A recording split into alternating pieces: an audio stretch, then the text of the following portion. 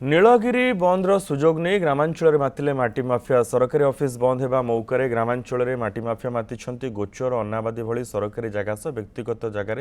माटी दिन द्विप्रहर में लुट कर न्यूज 7 कैमेरार चित्र कदेवा बेलू घटनास्थल मेसीन ट्रैक्टर नहीं फेरार मारी माफिया तेज घटनास्थल अधिक सूचना रखिंट आम प्रतिनिधि ब्रजपाणी। देखो बालेश्वर जिला तेलीपाड़ अंचल में घटी मर्मन्तुक सड़क दुर्घटना किंतु आम कहीपर जो एठार जो ठिकादार करुच्ची कम सी तार मनमानी आज गोटे मूल्यवान जीवन हरवा पड़ी। बर्तमान जो राज्य सरकार गोटे निर्देशनामा कर रास्ता कटर कौन बाली पकेबे ना कहीं जो सडन ब्रेक मारदेव हुए तो से मूल्यवान जीवन पूर्वर जीवार नजर अच्छी सांबादिक मैंने मृत्युवरण कर देखु ठीक पछपटे बाली अच्छी बाली रास्ता पकेबाटा भूल रास्ता बाली रास्ता कड़े बा रास्ता उपरे बाली रखापी बारंबार सरकार तरफ मना करापर भी समस्ते कंट्राक्टर पाखु आरंभ करके पर्सनाल लोक भी घर कड़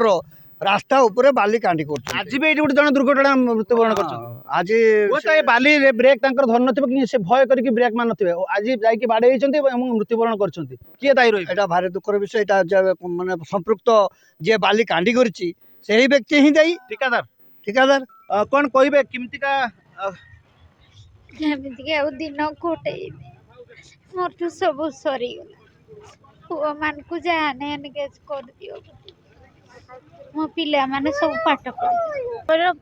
आमर पिओन जनक डेथ होती आसिक बस धारणा देचु आमको न्याय दरकार ठिकादार मनमुखी शासन भाई आज ये दुर्घटना घटिला जे कि आम तेलीपाड़ हाईस्कल पूर्वतन छात्र वर्तमान छात्र आम समस्ते दुखित जे कि आमर जड़े भल पिओन थिले आज देहांत हो गला